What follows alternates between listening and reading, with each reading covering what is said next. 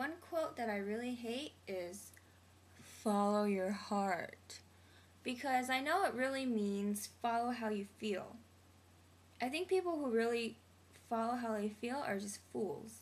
Because how can you really trust how you feel when you know that your feelings are going to change in a blink of an eye?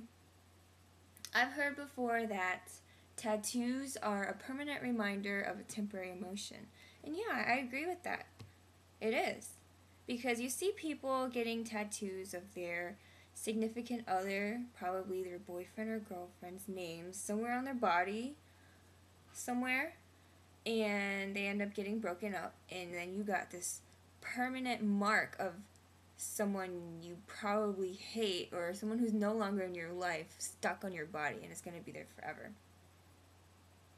And you end up going through ridiculous amounts of money and a ridiculous amount of pain to get it off. Like, the removal process is probably more painful than the breakup itself. You know, I really think following your heart is stupid. An ex-boyfriend of mine and I were once talking while we were together about a relationship, and we were talking about commitment. And, you know, I wanted to be committed to him, and I wanted to know that he would be committed to me too the same way. But he wanted to be bonded by our in-loveness, this stupid feeling. And I just kept telling him, you know, our feelings are going to change. Like, it's more to a relationship than just how we feel. But, you know, he was really stubborn. He wouldn't budge. And then, eventually, I guess a couple months later, he broke up with me because he said he was no longer in love with me. Huh. Yeah. I told you so, maybe? Yeah? Well, you know, we've been broken up for 2 years now. We don't talk anymore. Oh well. Anyway, along the same lines, let's take married couples for an example. Why do you think the divorce rate is so high around the world? Because people freaking follow their heart. It's inevitable not to love your spouse sometimes, or even most of the time in a marriage, right? You know, after your lovey-dovey honeymoon period, when everything is new and you're living together and the sex is good and all that, what's after that? Honestly, you have kids running around, your life is torture, and you're miserable in hell, but you're still alive.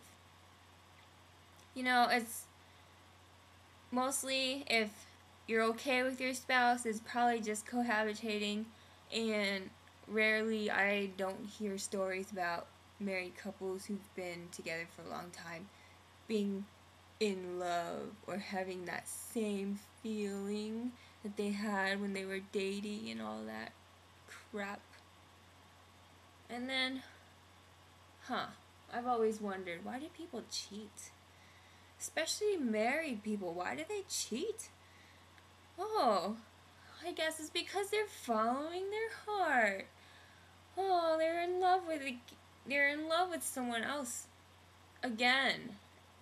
And yet they have a ring on their finger promising their wife or husband that they're going to love them forever. But oh no, they're following their heart because they love someone else, and they're going off and being lovers and all that.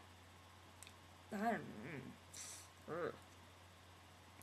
Like, you know, damn it, if people want to follow their hearts, they should really never get married. They should just be promiscuous and go around being lovers to everyone, and after they're done, they go on to another person and blah blah blah. The cycle goes on because people are following their hearts. Ooh. I mean, honestly, would you rather trust someone you know as a trustworthy friend or a liar? I compare our hearts as humans to liars, because when we follow our hearts, sometimes we're lying to ourselves, and our emotions and our feelings really don't know the best for us. So, people, my advice to you is use your head a little and use your heart probably second. Yeah, I mean, it gives you the drive, the motivation to do things, especially if it's things that are notable in life and, you know. But really, people, use your head more. It'll get you someplace and it'll save you the heartbreak because your heart sucks. I know mine does.